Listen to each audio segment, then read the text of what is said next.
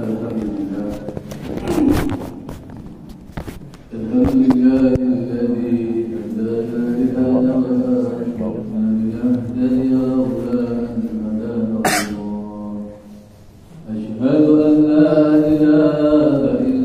sih dari pagi ketemu 2 batang.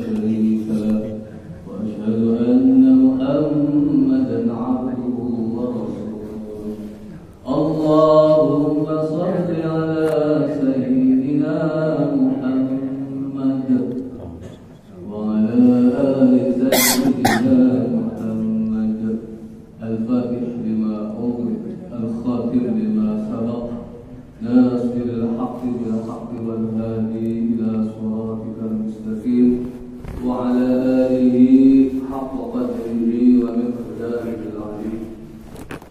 وقال الله تعالى أعوذ بالله من الشيطان الرجيم يا أيها الذين آمنوا اتقوا الله حق تقاته ولا تموتن إلا وأنتم مسلمون. وقال رسول الله صلى الله عليه وسلم ثلاثة كلهم ضامن على الله إن عاش رزق وعافي وإن مات أدخله الله الجنة ومن دخل البيت فسلم فهو ضامن على الله ومن خرج إلى المسجد فهو ضامن على الله ومن خرج في سبيل الله فهو ضامن على الله. صدق الله العظيم وصدق رسوله الكريم والحمد لله رب العالمين. Alhamdulillah, imam dan alim ulama, tokoh masyarakat, DKM, serta KRT, serta semua jamaah Masjid Nurul Huda sama-sama mengharap ridha Allah Subhanahu wa taala. Hadirin yang Allah Subhanahu wa taala, sesungguhnya Allah Subhanahu wa taala telah mentakdirkan bahwa kebahagiaan kita, kemuliaan kita, kesuksesan dan keselamatan hidup kita di dunia yang sementara dan di akhirat yang selama-lamanya hanya dan hanya dalam mengamalkan agama tersebut. Tadi dari Allah Subhanahu wa taala sebagaimana ayat Al-Quran yang saya sampaikan, ya ayyuhalladzina amanu taqullaha haqqa tuqatih wa la tamutunna illa wa antum muslimun. Hai orang-orang yang beriman, diperintah untuk orang-orang yang sudah beriman. Apa perintahnya?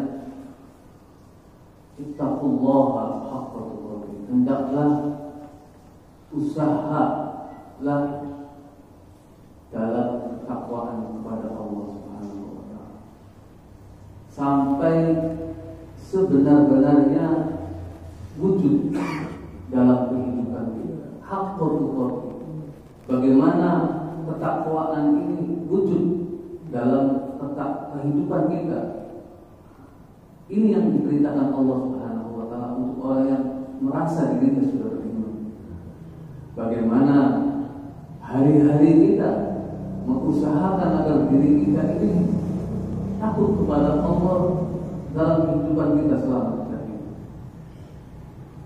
Wala tamutunna. Kemudian perintah selanjutnya, dan jangan sampai engkau mati.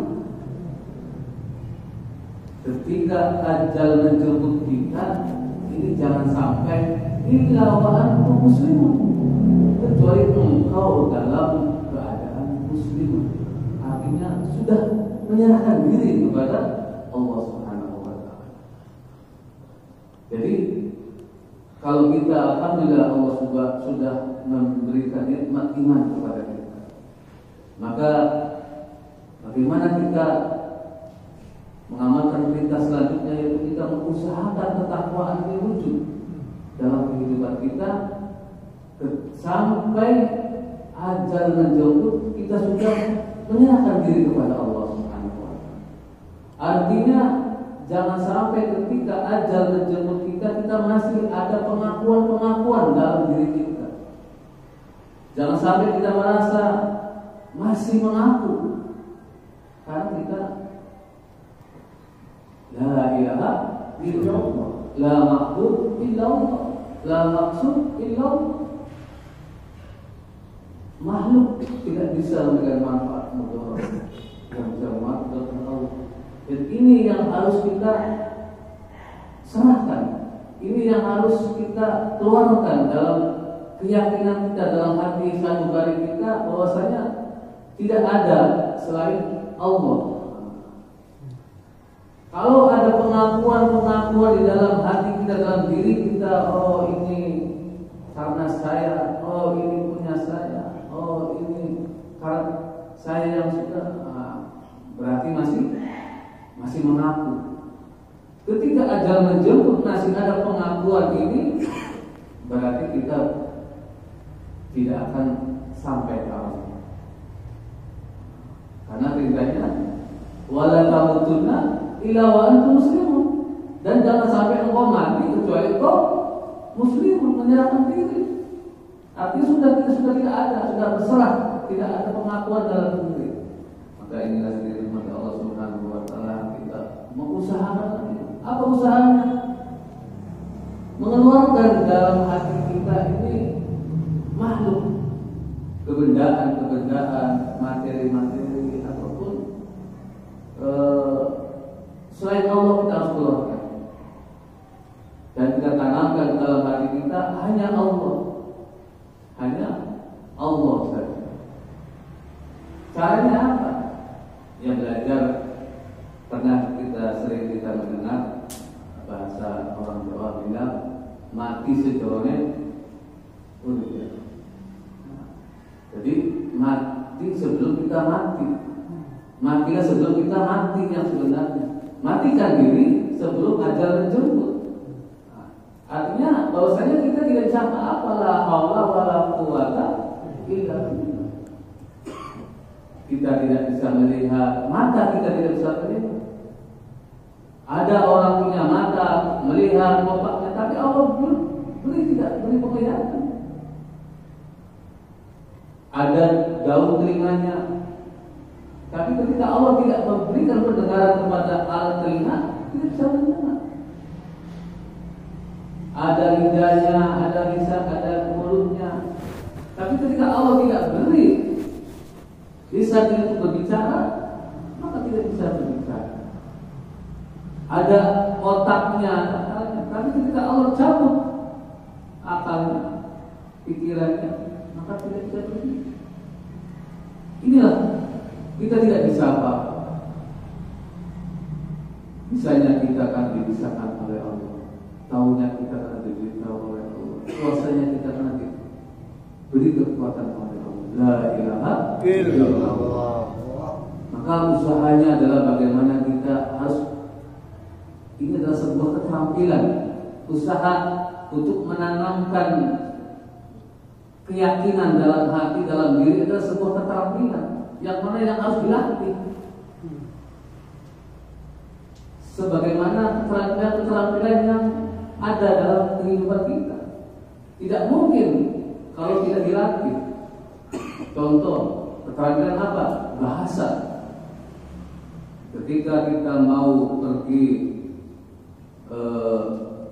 kerja ke Korea ataupun ke negara luar sana, yang mana diharuskan bisa bahasa yang kita datangi, bahasa Korea, kita belajar bahasa Korea. Ketika seseorang belajar bahasa Korea, apakah dia akan tinggal di rumahnya? Tidak. Dia harus pergi ke LPK, meninggalkan rumahnya, meninggalkan orang tuanya, meninggalkan kalau dia punya istrinya ditinggal, kalau dia punya anak-anaknya ditinggal, kalau dia punya kesibukannya ditinggal demi untuk bisa terampil bahasa Korea. Demi dia bisa supaya kerja ke Korea. Kemudian dia latih hari-hari dengan praktek, dengan teori dan praktek bahasa Korea. Akhirnya dites lulus bersama. Berapa bulan? 4 bulan. Untuk supaya bisa terampil bersama dia rela meninggalkan rumah, meninggalkan orang tua, meninggalkan istri dan anak dan kesibukannya, pergi ke LPK 4 bulan. Kalau LPK jauh, dia di mes di sana, dia di sana 4 bulan. Sama seperti ketika seseorang pengen terampil bisa menyetir mobil, dia ingin melamar supaya jadi driver pribadi atau driver ambulan atau driver apa, damkar sebagainya. Maka dia belajar menyetir. Ketika seorang belajar menyetir, dia harus ada pengorbanan, meninggalkan di rumah dan sebagainya, datang ke rak latihan ataupun harus pegang mobil dan keliling belajar. Ini ada sebuah pengorbanan untuk sebuah bisa terampil. Maka sama, ketika kita ingin supaya bisa terampil, supaya bisa menanamkan keyakinan dalam diri kita, supaya di hati kita ini hanya ada Allah Subhanahu wa Ta'ala, makhluk kita keluarkan, maka kita harus mengeluarkan segala makhluk, tinggalkan dunia sementara. Artinya matilah sebelum mati. Apa kehidupan yang kita selama kita hidup, contohnya di rumah, punya orang tua, punya anak, punya istri, punya kerjaan, punya usaha apa, tinggal menggulu. Karena ini yang menjadi, yang berada, yang selalu dalam hati kita, yang selalu kita geluti pikiran kita, hari-hari kita memikirkan, pendengaran, penglihatan itu, hari-hari kita bergelut dengan kesibukan. Maka untuk menanamkan, melatih supaya ini dikeluarkan pelan-pelan dari hati kita tinggalkan dulu sementara. Untuk di mana? Berdiam diri dalam Baitullah, masjid. Kan al-masjidu baitul muttaqin. Masjid adalah tempat orang yang bertakwa. Karena katanya kitab Allah, maka tempatnya di masjid. Kalau tadi al-masjid itu baitul muttaqin. Hari-hari di masjid, membuat majelis ilmu di masjid. Allah Subhanahu wa Ta'ala perintahkan malaikat untuk malaikat khusus untuk mendatangi majelis ilmu. Siapa saja yang buat majelis ilmu yang di dalamnya membacakan firman Allah, sabda Rasulullah, maka malaikat ini akan memanggil malaikat yang lainnya yang khusus untuk duduk majelis ilmu, duduk dalam majelis tersebut. Hari-hari kita buat majelis ilmu, pagi, siang, sore, malam. Hari-hari kita dikerumuni malaikat. Karena sabda Rasulullah, bagaimana sabda dari Abi Hurairah radhiyallahu anhu, "Man jama'a qauman min baitin min buyutillahi ta'ala yatluna kitaballah wa yatadarasuna fima bainahum illa nazalat 'alaihim as-sakinah wa khashiyatuhum rahmah wa hafathumul malaikah wa dhakarahum fi man." Dari sahabat Abu Hurairah, kata dari Rasulullah bersabda bahwa barang siapa yang berkumpul dari suatu rumah dari rumah Allah, kemudian membacakan firman Allah, kata Rasulullah, maka pasti Allah turunkan ketenangan jiwanya. Kemudian Allah curahkan rahmat kasih sayangnya. Malaikat berkerumun di majlis tersebut, nama kita, nama orang tua kita dibanggakan oleh Allah di hadapan masyarakat. Maka hadirin, ketika hari-hari kita bermajelis ilmu, malaikat selalu berkerumun. Laksana kita apabila kita berhenti istirahat di deretan tukang sate, maka kalau kita duduk 10 menit atau setengah jam di deretan tukang sate, maka pengaruhnya baju kita bau sate. Benar tak? Ataupun besok harinya kita istirahat di deretan toko minyak wangi, setengah jam duduk situ nunggu lelah, maka terpengaruh, akhirnya baju kita bau wangi. Begitu juga kalau kita bermajelis ilmu, malaikat akan duduk berkerumun di majelis kita. Sifat malaikat yang selalu taat, tidak pernah maksiat, maka sifat taat ini akan mempengaruhi diri kita untuk taat otomatis. Apalagi ketika taklim dibacakan keuntungan-keuntungan dalam mengamalkan agama, kita terpengaruh sifat taat mereka, kita logika atau akal kita mendengarkan keuntungan dalam beramal, semakin semangat dalam beramal. Maka inilah hadirin rahmat Allah Subhanahu wa taala, pentingnya kita iktikaf 3 hari 4 metode, hanya metode sebagaimana kita metode untuk sekolah TK, SD, SMP adalah supaya menanamkan keyakinan kita, belajar kita sementara kita meluangkan waktu mengosongkan hati kita supaya tertanam keagungan Allah dalam hati kita. Maka kami dalam rangka itu, Bapak-bapak, mengusahakan belajar bagaimana agar kami ini belajar supaya tertanam dalam hati ini keagungan Allah, hanya Allah dalam hati, belajar. Kemudian semoga Bapak-bapak juga niat, hanya Allah yang berbuat, maka niat dulu minta sama Allah. Karena ketika kita belum mengusahakan ini, Pak, sepertinya kita gak merasa, kita masih ngaku, Pak. Oh, kalau saya tinggalin anak istri, nanti istri gimana? Nah, itu kan berarti kita masih mengaku. Bahwasanya kita yang memberi, kita yang berbuat. Nah, itulah kesyirikan yang ada dalam hati kita. Kita merasa bahwasanya kita lah yang mengaku. Kalau kita masih mengaku itu, Pak, maka perintah tadi wala tamutunna illa wa antum muslimun itu belum. Karena ketika ada menjemput, jangan sampai kita mengaku bahwasanya ini kalau nggak ada saya, gimana nanti istri anak? Kita melupakan Allah, Allah Al-Khaliq, Allah Al-Malik, Allah Ar-Razik, Allah yang menciptakan, Allah yang melihara, Allah yang memberi rezeki pada kita semuanya. Tapi ketika kita disuruh, nanti gimana anak istri saya? Nah, jadi kita masih mengaku. Maka untuk menghilangkan pengakuan ini, kita harus tanamkan keyakinan itu pada diri kita, anak istri kita, supaya terpaut, tergantung hanya pada Allah. Allah Subhanahu Iyyaka na'budu wa iyyaka nasta'in.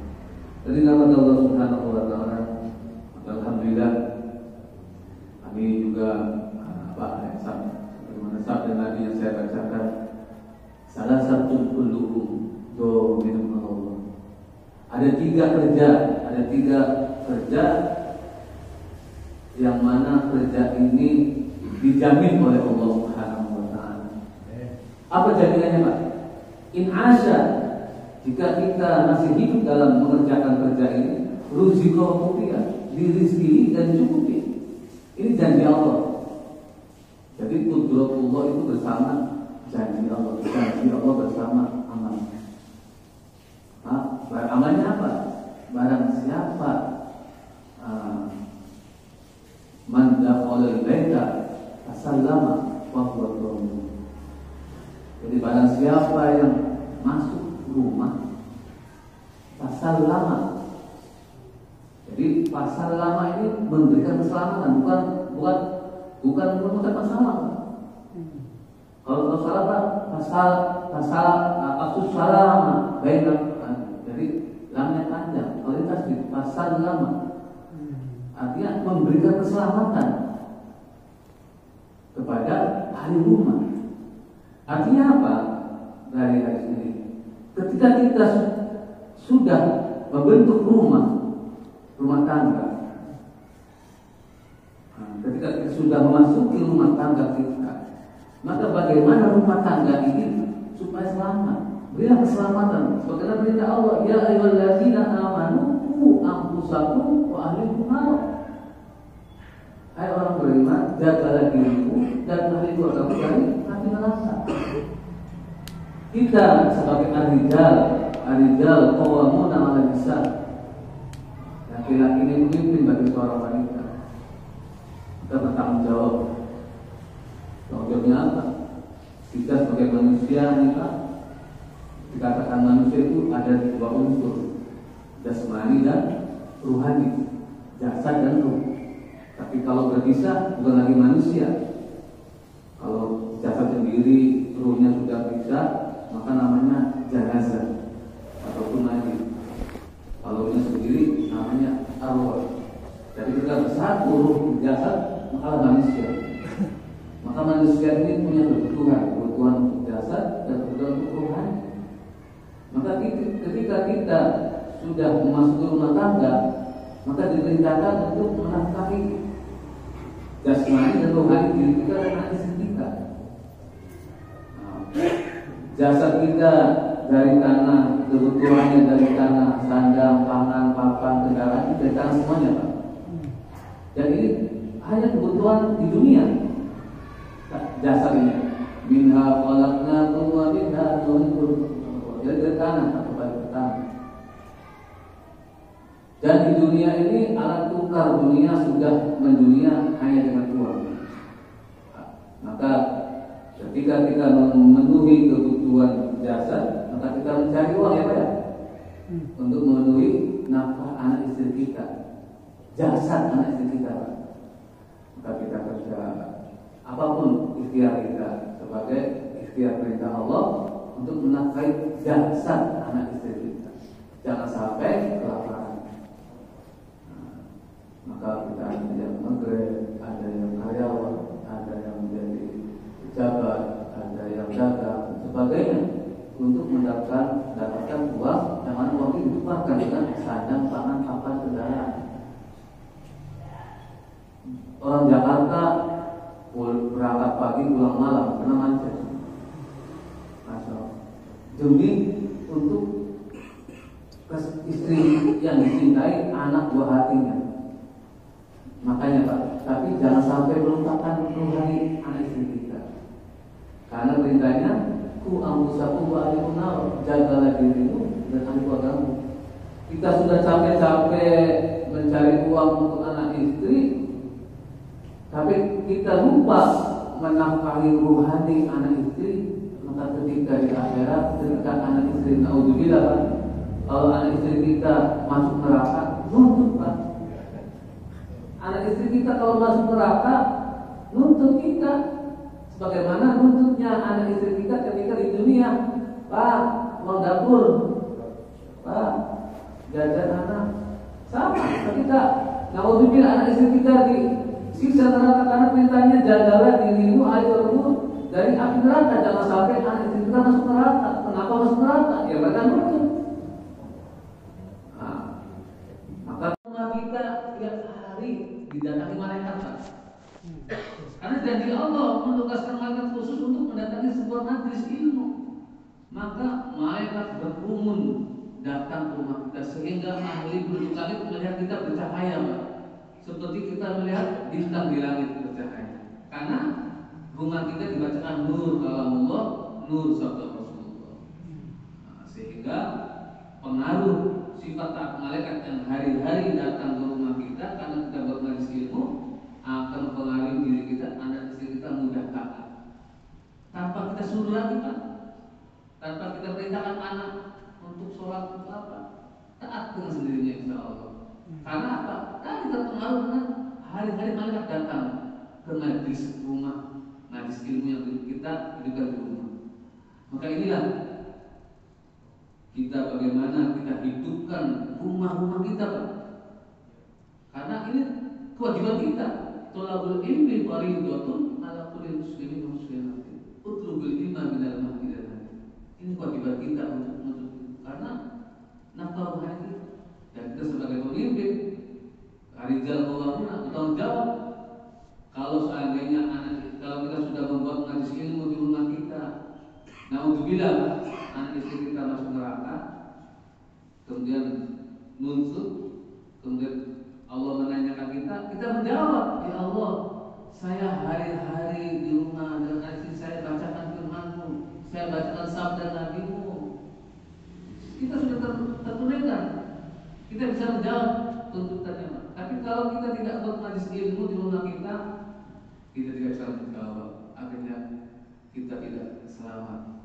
Artinya kita tidak mau jadi masuk surga Pada waktu kita hari-hari berjamaah, tapi melalaikan tugas tanggung jawab kita menafkahi anak ruhani anak ini, jadi kita ditarik ke neraka dulu. Maka inilah kita, mari kita budayakan majlis ilmu di rumah ini, Pak. Ini kerja umat yang pertama. Inilah kerja umat nanti yang pertama. Medan yang pertama adalah di rumah tadi. Wa man dakhala al-baita fasallama fa huwa dhamin. Jadi tugas pertama umat Nabi Muhammad kerjanya adalah di rumah, memberikan keselamatan kepada anak istri kita, dan bagaimana rumah kita menjadi baiti jannati, rumahku surgaku, ataupun baiti jannati, rumahku bentengku, benteng dari akhirat. Insyaallah ya. Apa yang dibaca Pak? Juga kemarin kami dengan Pak Haji juga berunding ke Pak KMHRD, memberikan informasi dan kabar dari tentang kitab-kitab. Alhamdulillah Pak Haji Pak KMHRD ini pesan satu set kitab. Ada 3 kitab. Ada kitab Fadilah Amal, ada kitab Muntaqab Hadis, ada kitab Fadilah Sedekah. Judulnya jadi Fadilah Amal ini menerangkan tentang keutamaan dalam mengamalkan agama. Apa sih keuntungan kita baca Quran? Apa sih keuntungan kita sholat berjamaah? Apa sih keuntungan kita zikir? Apa sih keuntungan kita menyampaikan agama? Apa sih kita keuntungan puasa? Apa sih kita keuntungan kita itu diterangkan. Ada di keuntungan. Maka yang tadinya kita enggan beramal, malas beramal, dengan kita mengetahui keuntungan, yakni ihtisaban, maka kita akan semangat beramal. Maka di situ di Fadilah Amal itu terangkan. Itu Fadilah Amal itu rangkuman dari 83 kitab. Pengarangnya dari ini ada penulisnya dari Maulana dari India. Itu 83 kitab yang masyhur, diambil bisa apa ringkasannya satu dalam Fadilah Amal. Alhamdulillah. Kemudian ada Muntaqab Hadis, itu menerangkan tentang dalil-dalil tentang bagaimana supaya kita mengamalkan agama secara sempurna. Bagaimana amalan hati ini supaya benar, apa ininya, pesan Rasulullah. Bagaimana amalan badan, yakni sholat kita supaya benar, itu ada pesan Rasulullah. Ada amalan muamalah, yakni bagaimana kita masuk ke dalam tubuh, mencari rezeki dan sebagainya, ilmu. Di situ diterangkan juga. Bagaimana amalan badan kita dengan makhluk lain, muasalah. Di situ juga pesan Rasulullah diterangkan juga. Bagaimana supaya kita mengamalkan agama ini ikhlas, di situ diterangkan juga. Dan bagaimana kita fadilah kita keluar dari jalan Allah, diterangkan juga di situ. Dan bagaimana kita supaya jangan bicara sia-sia, diterangkan juga di Muntaqab Hadis. Juga di Fadilah Sedekah itu menerangkan bagaimana kita supaya semangat untuk bersedekah. Diterangkan juga Fadilah Silaturahim, diterangkan juga Fadilah bagaimana celaan terhadap kebaktilan. Diterangkan juga bagaimana kita supaya juhud, qanaah, dan kisah-kisah sahabat dalam derma. 3 kitab. Maka itu yang dibaca agar kita semangat dalam mengamalkan agama. Kalau ilmu masail nanti menanyakan kepada ulama sini. Kalau masail satu kali nanya sudah selesai, tahu, ingat. Tapi kalau kesemangat dalam beramal harus diulang-ulang. Kalau masalah fikih hanya pada ustaz ini. Dan hukumnya apa Ustaz? Ketika dijawab langsung ingat terus. Tapi kalau fadilah atau keuntungan ini harus diulang terus, dibaca terus, kita semangat lagi, loyo, semangat lagi. Insyaallah ya. Siapa yang siap di rumahnya membaca buku? Insyaallah. Niat ya. Di rumahnya kita hidupkan karena ini perintah Allah, Pak. Untuk kita menafkahi anak istri, jangan sampai kita sibuk mencari nafkah jasad anak istri tapi lalai, maka nanti kita tidak jadi masuk surga neraka. tetapi gerak dalam masalah bilang. Kemudian yang kedua, kerja yang kedua yaitu man kharaja ilal masjid fa huwa dhalim. Barang siapa yang keluar ke masjid, artinya setelah kita memberikan keselamatan kepada ahli rumah supaya ahli rumah kita ini masuk surga, maka kita keluar. Medan kerjanya adalah masjid. Nah, artinya bukan saja kita bolak-balik ke masjid, memang ada hadisnya. Ketahuilah bahwa barang siapa yang pulang dari masjid maka dia akan beriman. Tapi di sini